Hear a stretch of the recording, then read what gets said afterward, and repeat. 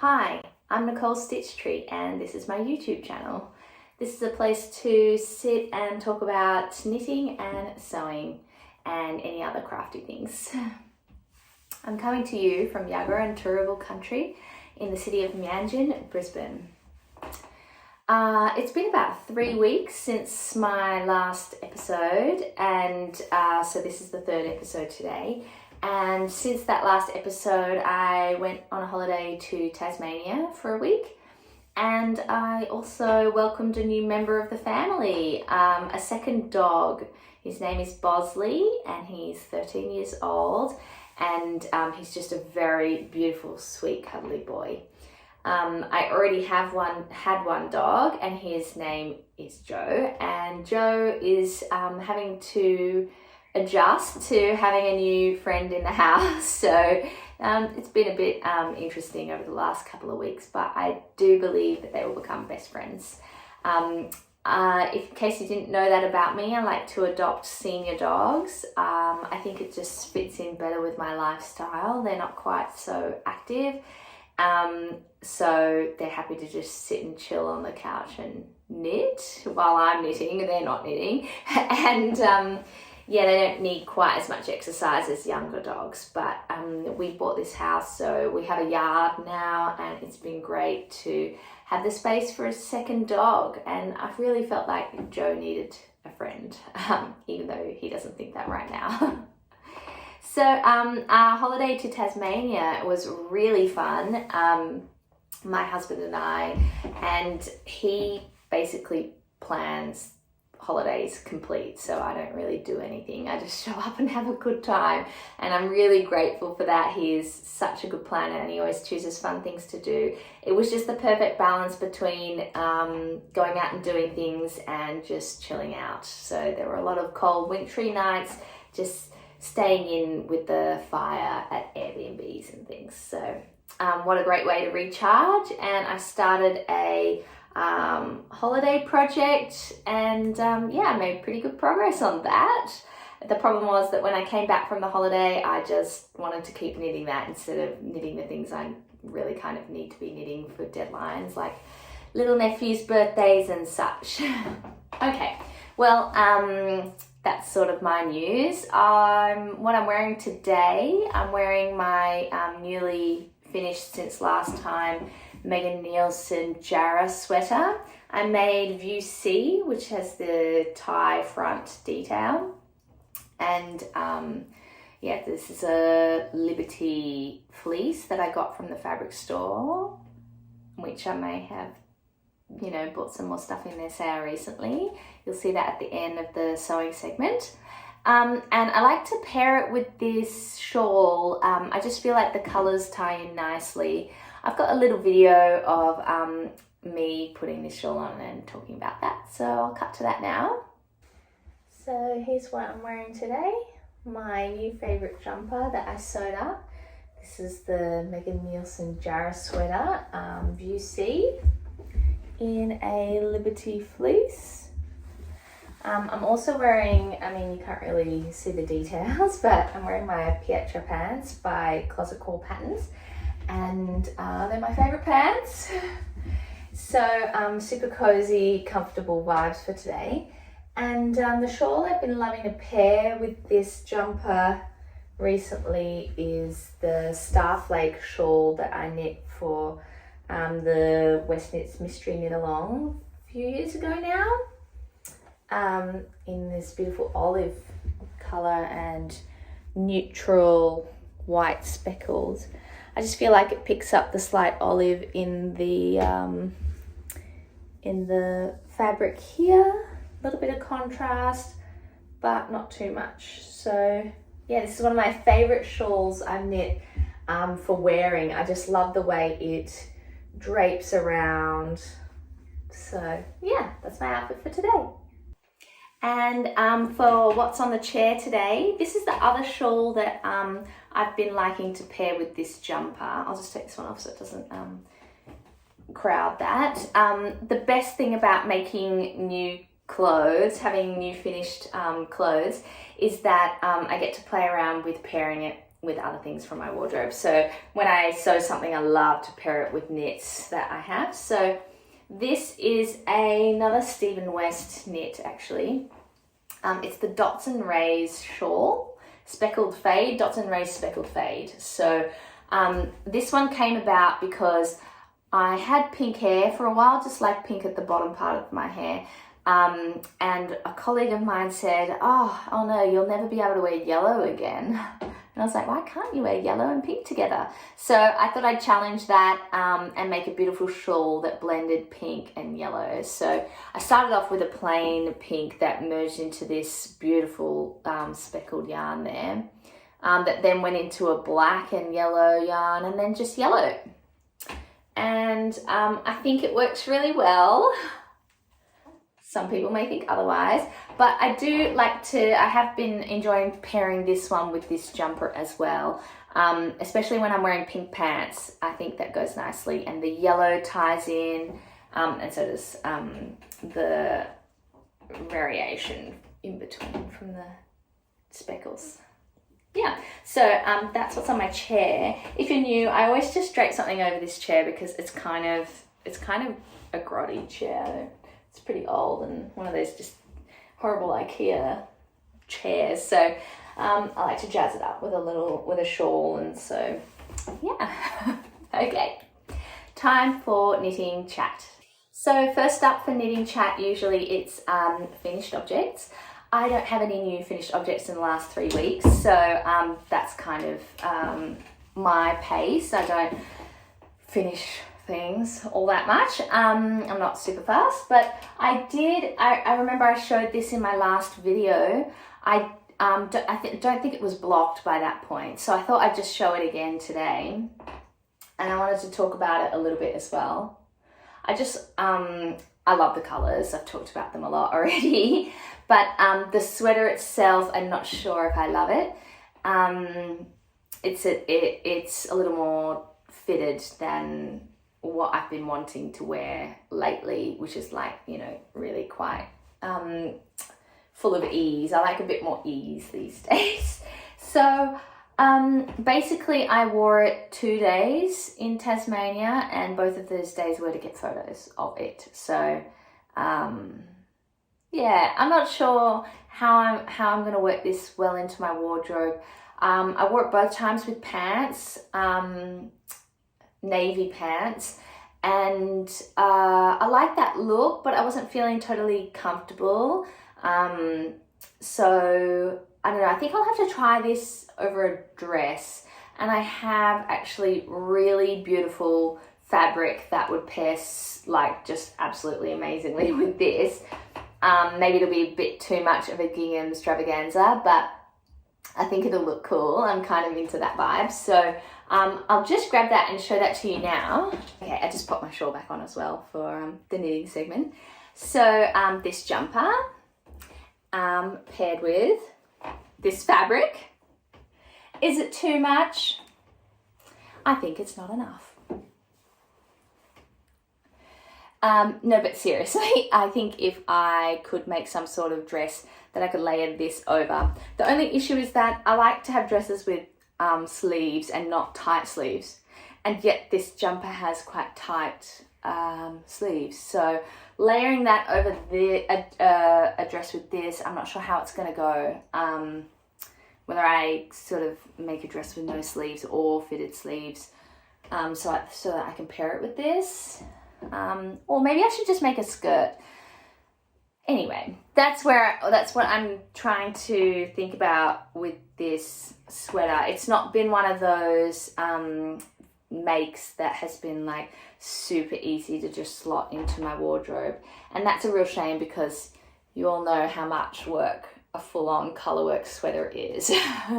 So yeah, that's my finished object that I just wanted to talk a little bit about today, that you've already seen. So anyway, and my lilac fabric.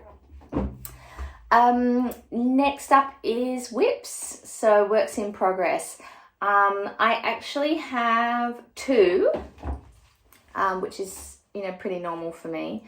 You may remember, so I've been making a sweater for my littlest nephew. And I've still got to make a sweater for my bigger nephew. So Kelly, just look away if you don't want to see Tommy's jumper. This is it. I finished the body. This is, I said it last time, is the Making Tracks sweater by Danny Sunshine. You can find her on Ravelry just by looking for Danny Sunshine or on Instagram. I really like the detail, actually. I was thinking it wasn't going to make much of an impact, but now that I see it here sort of full on, I think it really does. So I think that's going to be so cute, and I really love this blue gum colour. I think that's really lovely. I'm up to the sleeve, the first sleeve, and I'm using shorties for that. I tend to use like smaller cable and tips, and then I just use like a locking stitch marker to stop my stitches from falling off when it's in the project bag. So that's that, my nephew's jumper, Tommy's jumper. And my other whip is my holiday project. So you might remember I was tossing up between doing a navy cardigan with my La Bien-Aimée Winterfell colorway that I have 3 skeins of, or doing the Sky Glow shawl by Anise Sang, and the shawl won out. Just because I've been looking for a really good kind of slouchy cardigan pattern, and I started the Nichu Nichu pattern by Yamagara in a different wool, not navy, and I made a huge error. Anyway, that's in like the naughty corner. And then I thought maybe the field day cardigan would be great, but the wool's 4-ply, and I think actually I'd probably need 4 skeins of it rather than the 3 that I've got. So anyway, I decided it'd be easier just to do a shawl. And it's a pity I'm actually in the middle of a row. Should have thought about that before I started filming, but it's turning out great. I love how bright the hedgehog fibers color is popping through. This scalloped sort of pattern was like I had to read every single row until I got to about halfway through this 3rd repeat, and then finally I was kind of able to read the stitch pattern while I was, when you're knitting you can see what you need to be doing next. I could kind of read it that way. And I only need to really look at the ends of the rows to make sure that I'm doing the increases along the side to get the shape properly. So that's the Sky Glow.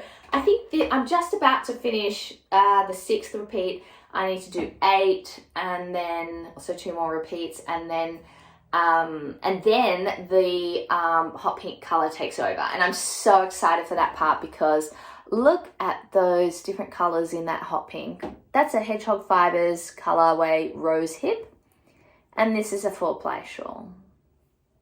The other color is, the silver color is a Nundle yarn. It's silk. I showed it in my last video.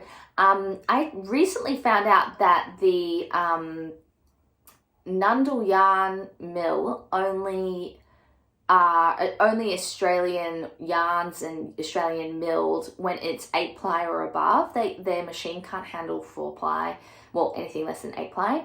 So actually this is milled in China, I think. So it was a little disappointing after I'd done the Nundle mill tour. I really felt like they said that the yarns they're like, all Australian process. So I was quite disappointed by that. I feel like there wasn't good transparency there. So anyway, it's still going to be beautiful, but I probably won't buy Nundle less than 8-ply again. Just back to this, my nephew's knit. Sorry, I probably spoiled it for my sister now. Anyway, whatever. It's not her jumper, it's little Tommy's jumper. So this is a Nundle wool as well, and it's been lovely to work with. So that's an 8-ply, and I just like the idea of a full Australian process when milling the yarn. So yeah, that's kind of why I bought the yarn. So just disappointed that that I found that out. Anyway, that's the Sky Glow shawl by Annie Sung, and I think it's going to be amazing. This one's going to have to take a bit of a step back now. So even though I'm excited to get to the hot pink part, I need to focus on some other things. So other than the my nephew Tommy's jumper, I also need to knit my nephew John's jumper. His birthday is shortly after. So Tommy's jumper needs to be done by the end of this month, and John's jumper, his birthday is like first week of August. So yeah, I really got to get moving with those. Yeah, and I have plans for that, and I am knitting a colleague a baby blanket. She's having twins, so me and my other colleague that knits, we're going to knit one blanket each. So yeah, lots to do, and I think this one's just going to have to take a step back, which I'm sad about. Okay, and now it's the part of the video where I show any new acquisitions.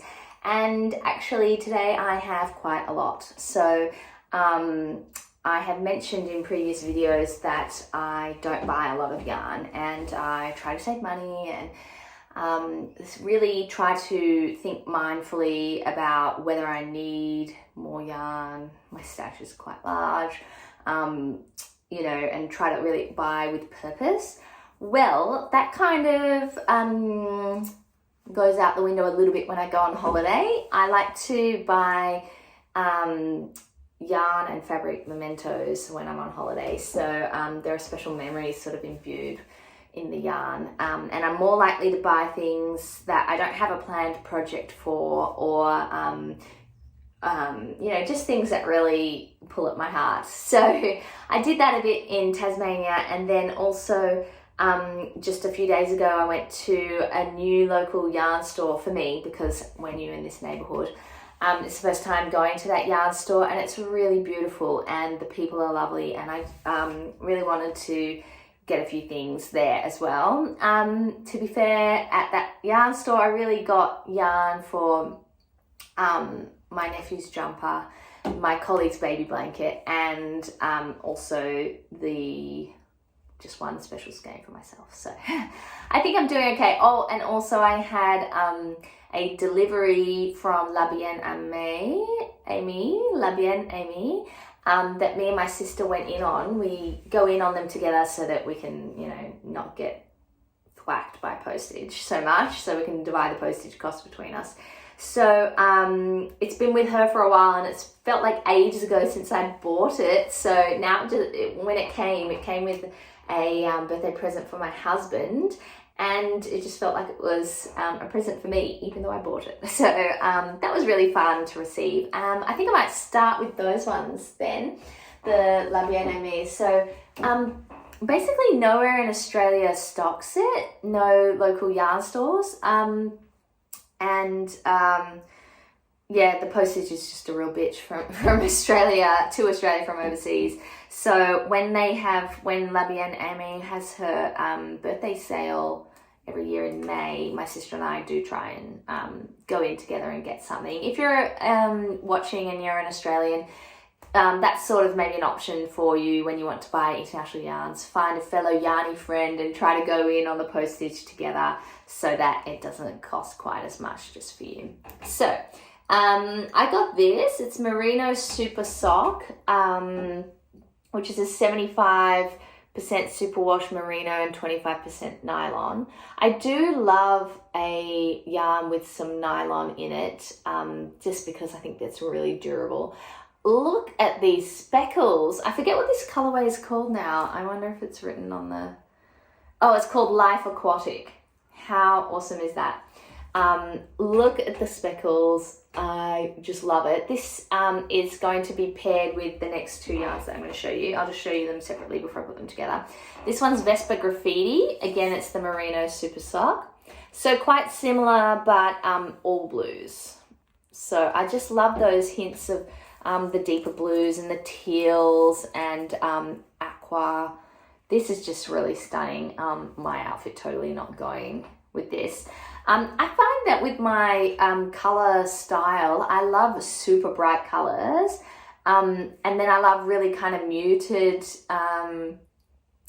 colors like olive and stuff. So I have like two sort of separate wardrobe pairings. So I'll pair these sorts of, you know, muted colors together, if you can call them muted, I don't know what I'm talking about, and then the brighter colors together. So yeah, that's kind of how I am, like split personality maybe. And this one's the color Mochi, which, oh my god, is it not just the hottest pink you've ever seen? I've got a little extra light here, so I think that the color is coming up pretty true. It's mostly, you know, what's it called, tonal, but it does have, you can see there's like variation in the color just a little bit. So it's like, I suppose actually that's probably a semi-solid, isn't it? So that's Mochi, the colorway Mochi, again in the merino super socks. So these colors are all going to go together. So I've got two skeins of Life Aquatic, one of the Vespa Graffiti and one of Mochi. They're all going to go together for a special project. In the future, I will let you know about that when I can. Yeah, I really want to tell you about my plans for it, but I won't just yet. I will later, but I will say that it's a shawl, and it's going to be a really fun one. So that's that from La Bien Aimée. And I got one other skein, because I really wanted to try, I was really looking for a fluffy yarn and one that would create really kind of fun bobbles. And I thought I'd give this Merino Boucle a try. You can see the texture. I think it'll create really fun bubbles. I got this is the Yellow Brick Road, which is LBA's signature sort of color, I believe. But it's not quite as bright a yellow as I had envisioned for this project.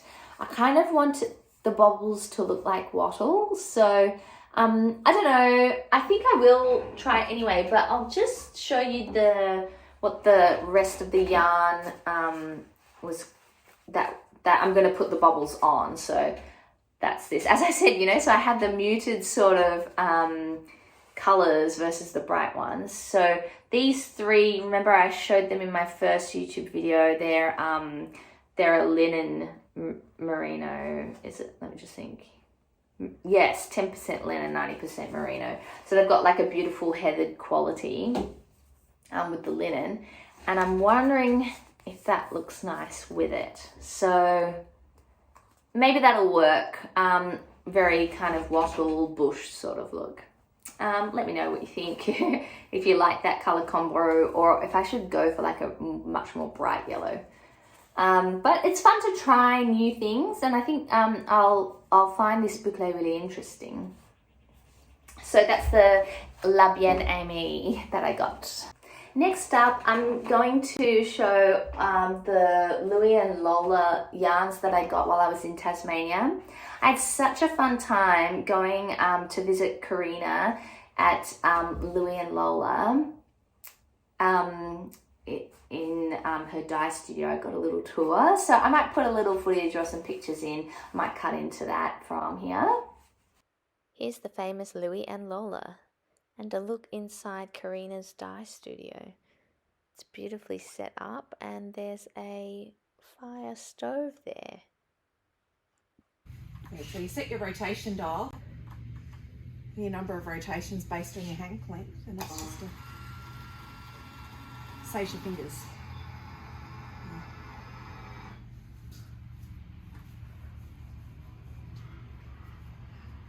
Wow, that was pro. And I was able to have a little shop here. Beautifully set up again with everything you could want. Here's all the yarns she's got currently in stock. Oh gosh, I love this purplish colour plum. And this one, Merlot.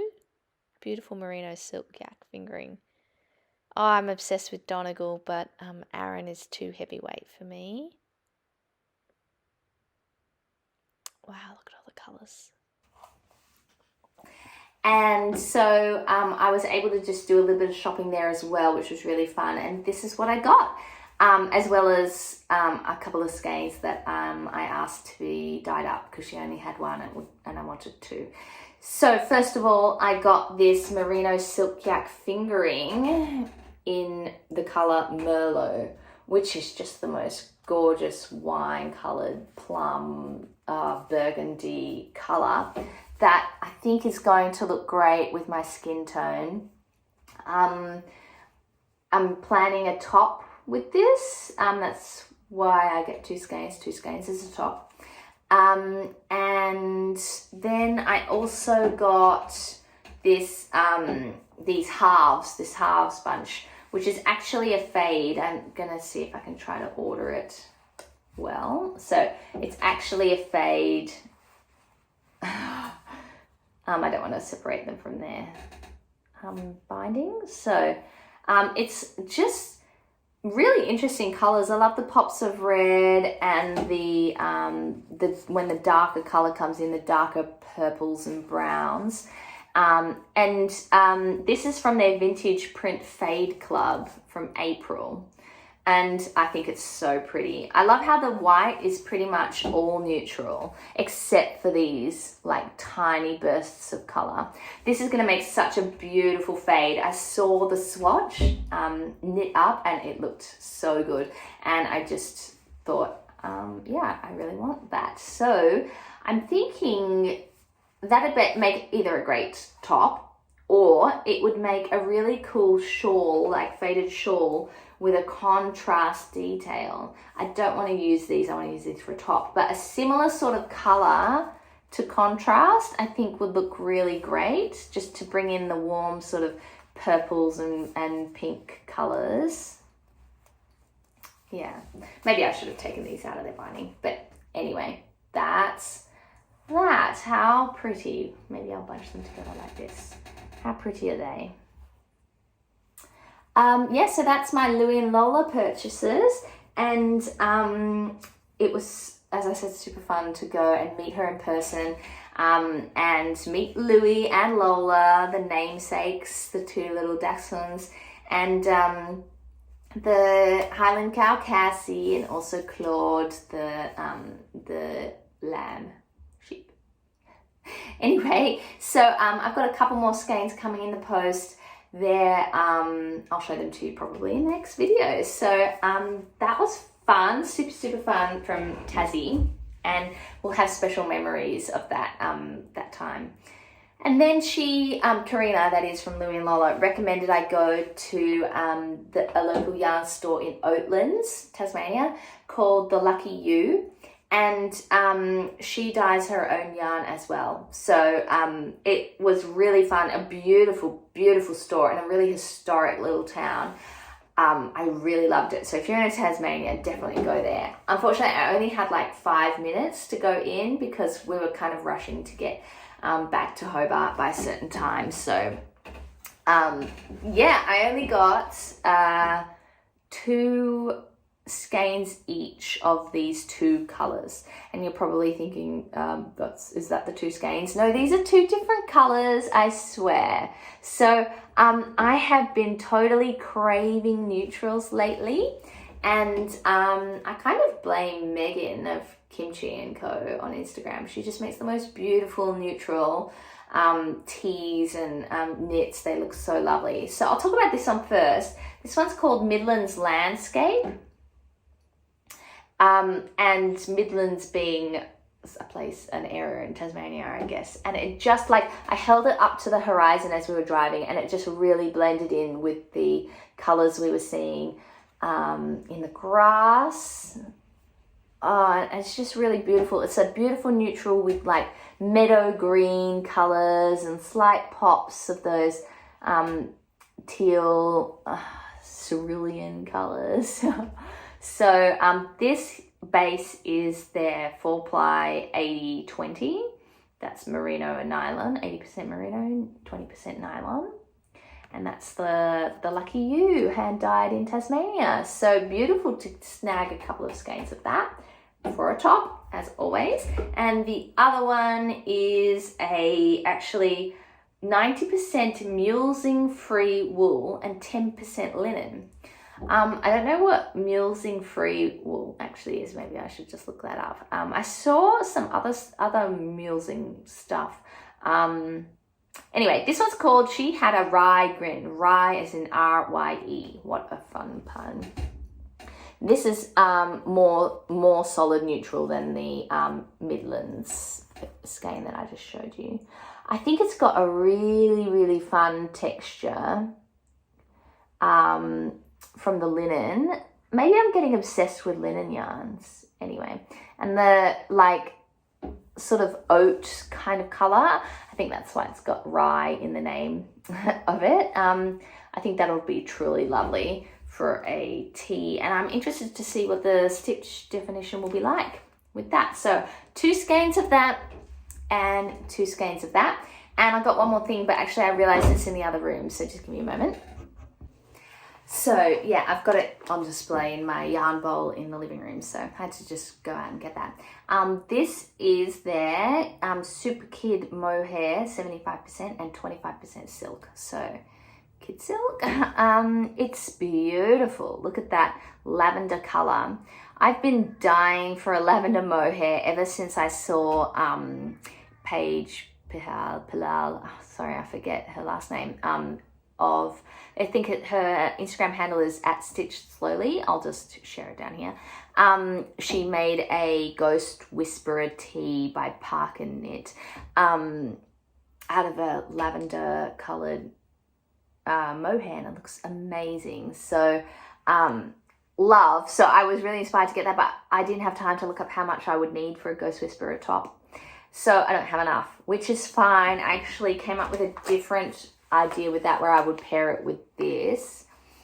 To be disclosed, I'm not going to share exactly what it is. So this Ching fiber, this is the leftover, the 3rd skein of the 2 skeins that I got to make my gingham jumper with. This is the leftover from that. This 3rd skein is a bit darker. I don't know if you can see that here. It's just a bit darker, so I thought I would separate it from the other 2. It goes perfectly with this mohair, does it not? So how cool is that going to look? Even like if I don't do the other thing I was thinking of, maybe I could do the Plumitas top, which I've talked about here before, but I'll share again. I think that could look really pretty. So that's my Tasmania yarn purchases all done and dusted. Now I'm going to talk about the yarn store that I went to around the corner from me. It's about 5-10 minute drive from my place, but I could also walk there for 30 minutes, which is great because I don't have the car all the time. My husband uses the car to go to work, so it'll be fun just to like walk over there and sit and knit and chat and think of things. So I'll start with the yarn that I got for my colleague's baby blanket that I'm making. I decided to stick with trusty Bellissimo, which is a commercially produced yarn. It's actually Australia and New Zealand machine washable wool, 100% merino, extra fine, but it's made in Italy, so I guess that's where it's milled and dyed. So this is colour silver, and it's 8-ply. I love how they just slap a big 8 on the front. That makes it so easy. It's just a really beautiful silver grey, which is, I think, babies just look lovely with grey.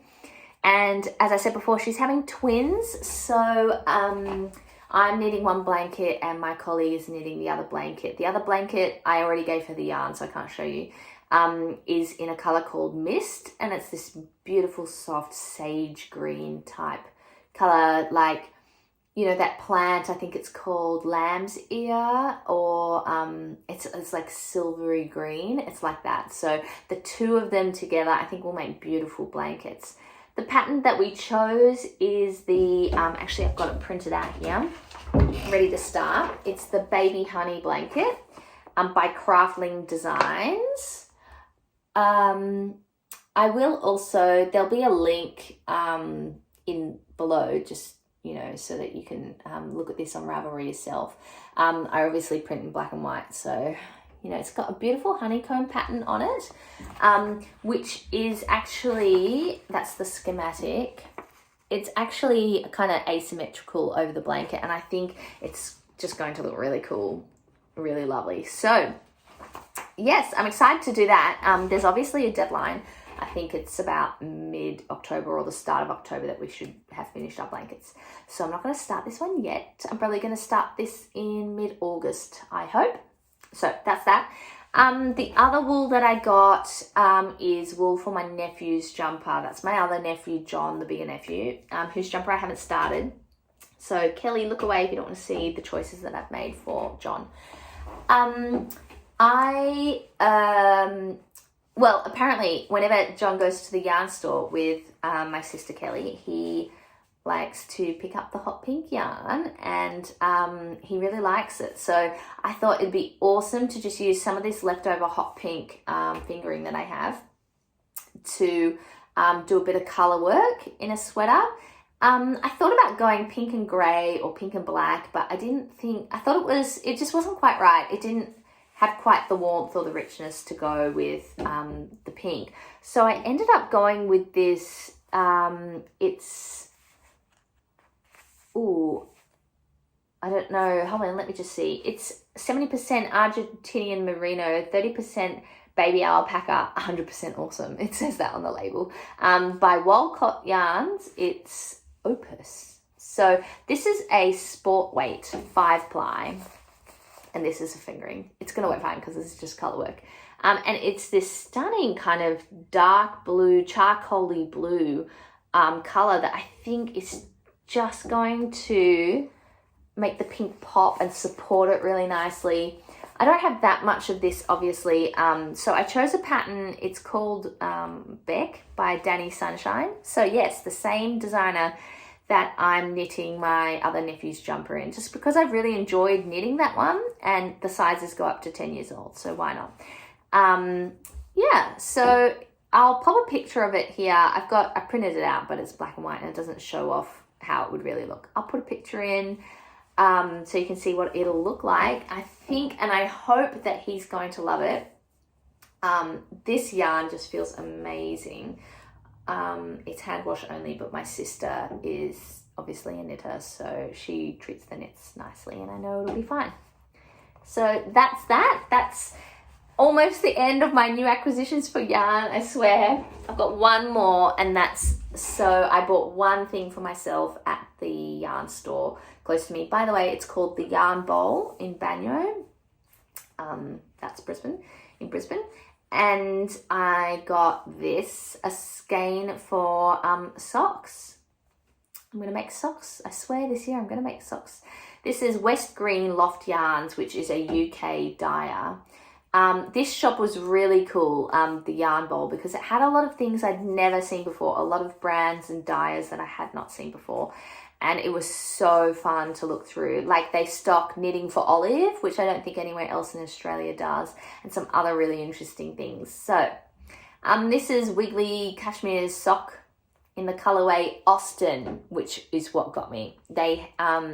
She did a range of Pride and Prejudice inspired and other Jane Austen inspired colors inspired by Jane Austen characters, I should say.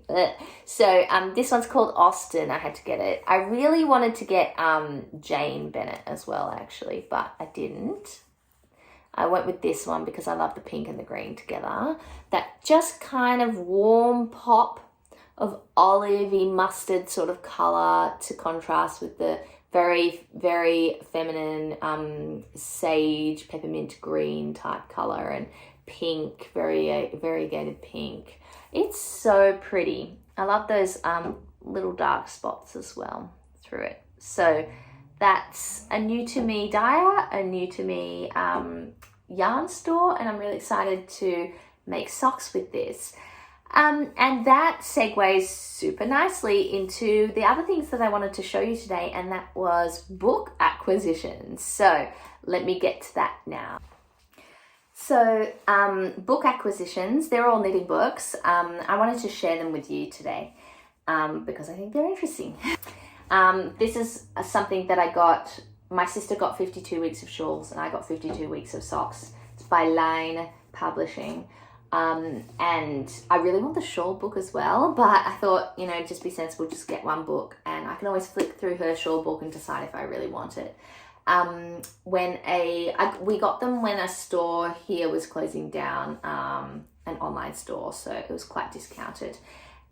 So 52 Weeks of Socks. I've only ever made a practice pair of socks before, following a tutorial, so I really want to make actual socks, like real hand knit socks. I think they're just going to be so cozy. So this yarn with my socks. I've had a quick flip through and it's a really beautiful book. Okay, so that's my first book that I got. Second, just because I was just talking about the yarn bowl, I'll share this one next. They have obviously books for sale there as well, knitting books, but they also have like a knitting book library and magazines and stuff, so you can borrow things for like 2 weeks from there. And I just think that's such a great concept, because sometimes you don't want to buy a book, but you want to like look at it just for a couple of things. And I just really love it. So I'm so in love with my local yarn store, the Yarn Bowl. So they've got this community library. And I got this one. This is the Knitwear Design Workshop, a comprehensive guide to hand knits. Oh, you can see my ring light in the reflection. So this may be a little hint as to why I'm not telling you the exact projects I've got planned for certain yarns. I think I might try and design some things. So it's obviously a huge step, and I feel like I know nothing. Huge respect to designers, because it's like pretty hard. So I just wanted to have a look at this book to learn a bit more about construction techniques and things. Yeah, I definitely have a lot of ideas. It's just actually realizing them. That's the hard part. So, and also it's because I'm a slow knitter, it's such a slow process. And I've got things that I want to knit by other designers. So I don't know if I'm ever actually going to get around to designing these things, but I sure hope so. So stay tuned for that. That's really awesome. Community library at the yarn store. Now my final Tasmania purchases, magazines. So I wanted to get the Yarnology magazine. I got these from a shop in Hobart at Salamanca. So they're a new Australian magazine, and they've got 2 issues out so far. They're doing one, I guess, per season, because this one's summer and this one's autumn. So there we go. I got both of their issues. I think it's great to support Australian, and a new Australian publication is pretty exciting. I haven't flipped through these yet, so I am interested to see what they'll be like. But hello, look at these knit or crocheted flowers. I kind of want to do that as a display for my home. Everlasting flowers. So yeah, I'll mix them in with some dried flowers. I think that'll look beautiful. That's what really drew me in there. So that's Yarnology. And I also got the Amarisu issue that has the Madara shawl by Anisang, and also Yamagara's Shophouse Tea. This is just, I'll see if I can find them quickly. Oh, here it is. Here's the Shophouse Tea by Yamagara. Isn't it beautiful? And it's just a beautiful magazine. Really lovely. I cannot wait to dig in and read this.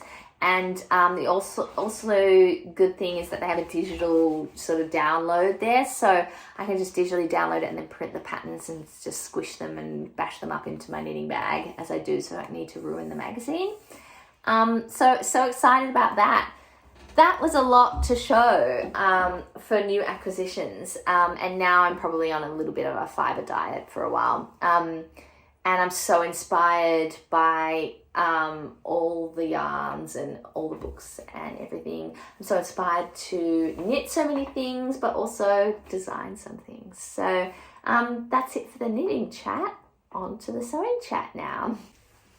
Okay, time for a little sewing chat session.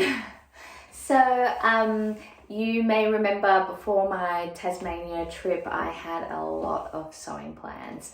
I managed to realise most of them, so that was great. I wasn't that far off from finishing the Megan Nielsen Hovia jacket, so I've got that as a finished object to show. So since I've been back from Tasmania, I haven't sewn a thing. So I guess that goes in waves. I go a bit crazy and then I take it easy. So anyway, finished objects segment. Here we go. The Megan Nielsen Hovia jacket. All finished and it's been washed once since I came back because I spilt something on it. I tend not to wash my me-mades very much, just because I want to preserve them as much as possible. Look at these ginormous pockets. These are amazing. And I'm so glad I added the tie detail to view A, which I made. So I love this jacket so much. I love it so much. I really want to make it again. And so I want more of this Merchant & Mills quilted fabric in a different color, but it is really, really expensive. I can't really justify buying it, especially when I bought quite a bit of yarn and fabric recently. The reason I managed to buy this in the first place was I did an extra gig that paid really well last year, and then my dog died and I was really upset, so I kind of thought I'll save half of that gig money and I'll just spend the rest. So that's what I did, and it was fun, and that's how I have the Merchant & Mills jacquard cotton fabric. I think the colour is Shadow. I lined it with the, you'll remember me talking about it last time, the fabric store remnant that I found. It's a silk cotton. I didn't think I was going to get all the pieces out, but I did. I fully lined it like into the arms as well. And I put a Kylie in the Machine label on it. Pardon the language. Just not necessarily because this was a horrible make to, I'm going to sneeze. Pardon me. So I put the label in not because it was a terribly horrible experience to make this jacket, but because it matched really well the colors. So that's often how I pick my labels. I just pick them based on the color matching. So favorite jacket. Can't wait to make a million more. I need to hand stitch down just on the edge here because this wouldn't go through my machine, the very bottom part. Even with the walking foot, I didn't really want to try it. So just a little bit of hand stitching there, and that'll be fine. Oh, just love this so much. So highly recommend the Megan Nielsen Hovia jacket. I think I made a size 8 in the end. It's either 8 or 10, but probably 8. Yeah, so that's my first finished object that I finished for Tasmania to show you. And it's light enough that without as many layers underneath, I can wear it here in Brisbane too. Even now, it's warming up a little bit. So that's that. My other thing I finished, obviously, was this Megan Nielsen pattern. I went on a Megan Nielsen binge, it seems. The Jarrah sweater you see with the tie detail. I've spoken about it already today in this video. I did the cuffs and the neckline in merino from the fabric store. It was just what I had left over that just like the color matched perfectly. So I did that and it worked out brilliantly. Sadly, I spilled some red wine on this cuff and I've washed it, but it didn't quite come out. So I don't think it's very noticeable now. Like, can you even see it? Oh, yes, you can see it.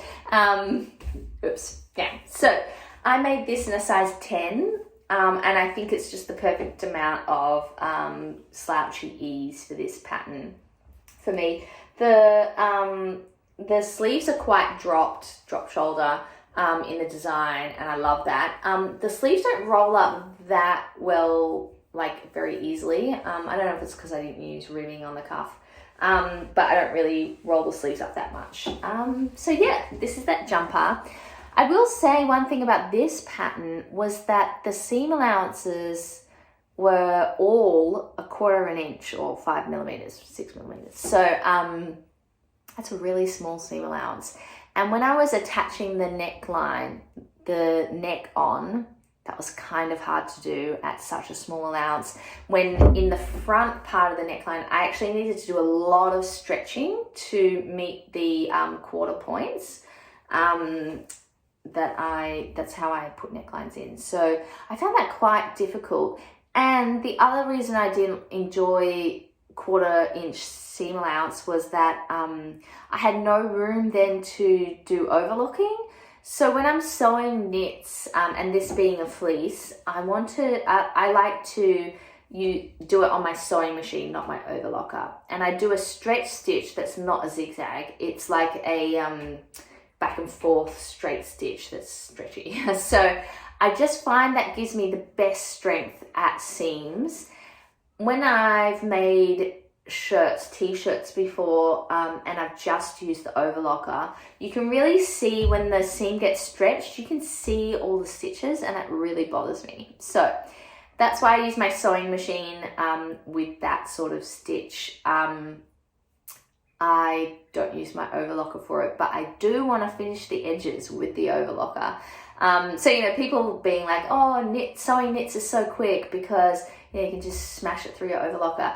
Actually, I don't do that, so they're not that quick. And the stitch on my machine that goes back and forth, the stretch straight stitch. Oh my God, that's hard to say. Stretch straight stitch that goes back and forth. That takes ages because it's going back and forth. Even though you're going full blast, it's got to do each thing like 2 or 3 times. So anyway, I didn't overlock any of the finishes, and it doesn't really matter because the merino here doesn't fray, but the fleece does just a little bit. You can just see, can you? And just see there, where it just comes out a little bit, the fraying of the fleece. It's not been major or anything, but for my next one, I think I'm just gonna add like 1 centimeter around all of the pattern pieces, and I'll do a 1.5 centimeter seam allowance just so I can overlock afterwards.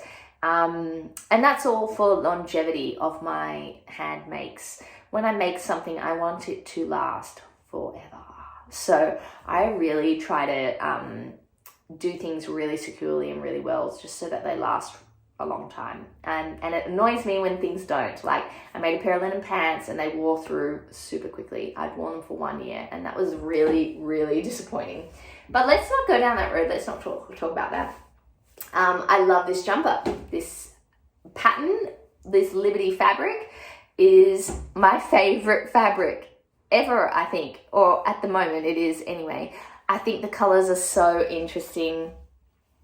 I just love it. I love how perfectly it goes with the marigold merino from the fabric store. And I love the jumper itself, and I love the tie detail, just adding a little bit of fun to what is just a very plain, we can call it basic, we can call it a staple jumper. So that was my other make that I smashed out for Tasmania, and it came together really quite quickly considering I started it like 2 days before we went away. To be fair, I did stay up really late the night before we went to Tasmania just so I could finish it. But, the other thing that I made was the Nico top by True Bias. And it's a mock turtleneck, and I believe it's called that. I don't really know all these terms. I think it's called a mock turtleneck because you don't fold it over. So it just looks like it's been, it's the height of a turtleneck. It's just not been rolled over as what I guess a true turtleneck would be. So this is the long sleeved version, and I made it because I wanted a layering piece to go underneath when I was in Tasmania, and I wore this a lot. Like, it was super useful. You may remember I had a fat stack of merino that I wanted to make. They were all sort of like remnants and stuff. Most of them were remnants, some of them weren't, that I wanted to make Nico tops out of. But after I made the first one, and also this was like the day before we were leaving, I didn't have time to cut out others, but also I just thought, let's be mindful about it and make sure that it's a staple that you would wear a lot before you make like 10 of them. Okay, I wasn't going to make 10, but I was going to make like 5 or something. So I am happy to report that actually, yes, it was really useful. I wore it all the time. When I was there, I wished I had made the purple one because that would have looked so lovely under this and would have been that layering piece that would have just been perfect with this top and with my knitted gingham jumper, which I've just put over there. It would have looked great under that as well. So yeah, I'm bummed I didn't make the purple one. I will. I kind of want to make a black one and a pink one because that will go really well in my wardrobe too. But I didn't get any black merino. You'll see in a second. Anyway, back to the Nico top, the one that I made. It's this beautiful pale blue. The merino is so soft and lovely and warm. I didn't finish the ends, so like I didn't, you know, fold them in and finish the ends like with a twin needle or anything. I don't know if I will in the future, to be honest. It doesn't fray and it didn't bother me that it was just like a raw edge.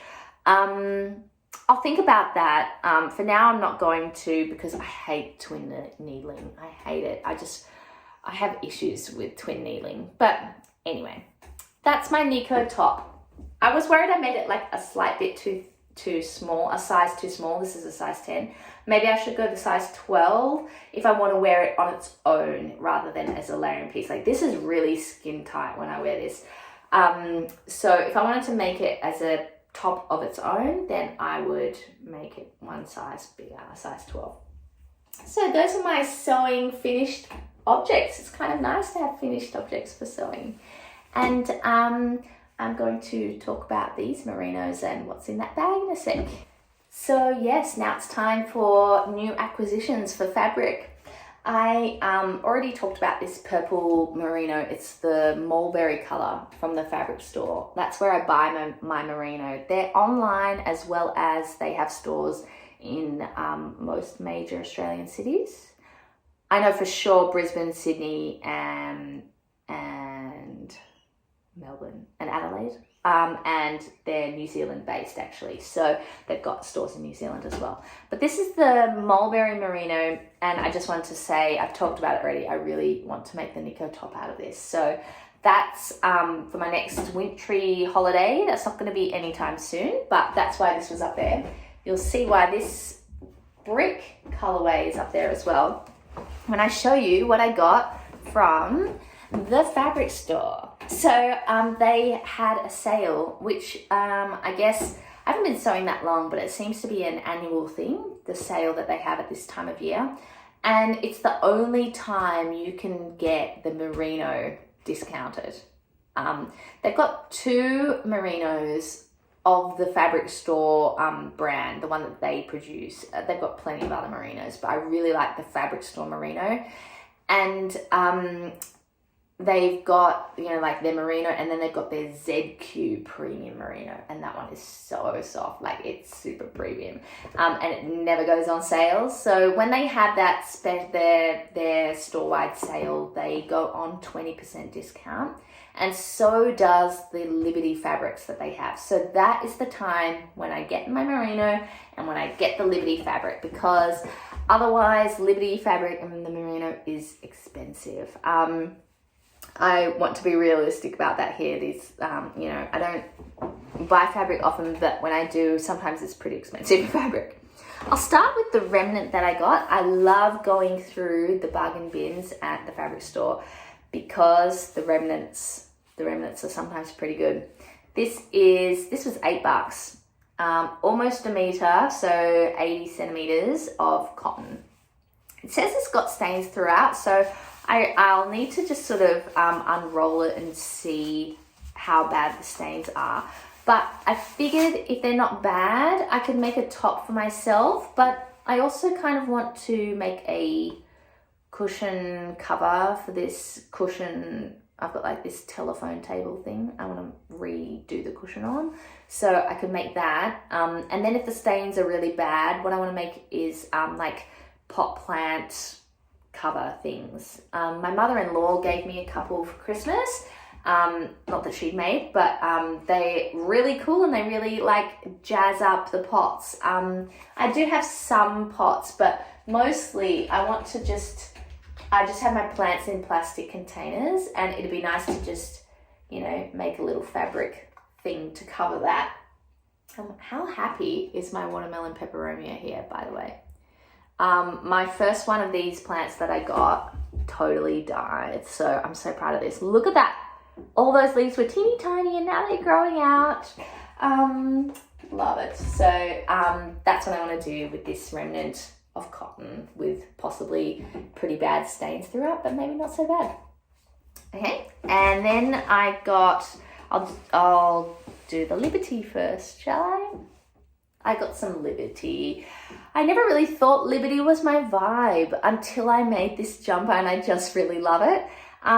I have, in this sale last year, gotten the Tana Lawn or like cotton shirting type fabric, Liberty fabric, and I've got some Silk Georgette Liberty, which I want to make a wilder gown out of.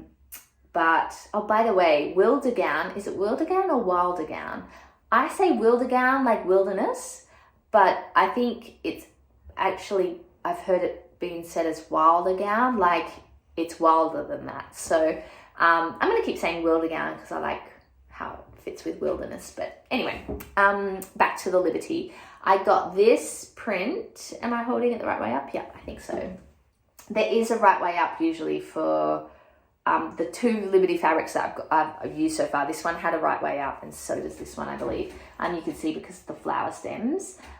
This is outside of what I would normally get. I don't normally go to blues very much, but I love how it's got oranges and that kind of really orangey red as well in it, as well as all the different types of blues. So this is going to become another Megan Nielsen jar sweater. So I just love this one so much. Have you gathered that yet? So that's what this Liberty is going to become. And I'm going to use, I think this brick red merino is just going to be the perfect contrasting color for the neckline and the cuffs. What do you think? So I'm super excited, and I'm going to watch that straight after this video so that I can get started on that this week. I want it now. So that's my plans there. Also, just as a little story about, you know, the fabric store and the sale, I went with some friends, some sewing friends, and there was, I don't know, maybe 6 or 7 of us. It's quite a big group, and then we had ice cream after, and it was such a lovely Sunday afternoon. I'm just like, it really energized me. I was having such a horrible day on Saturday that it just like really picked up my spirits on Sunday. So, you know, it's hard to reach out to people sometimes on the internet, on Instagram or on YouTube or something, but just go ahead and do it, because sometimes you can make amazing friends, and I love my sewing crew. Anyway, this is the merino that I bought.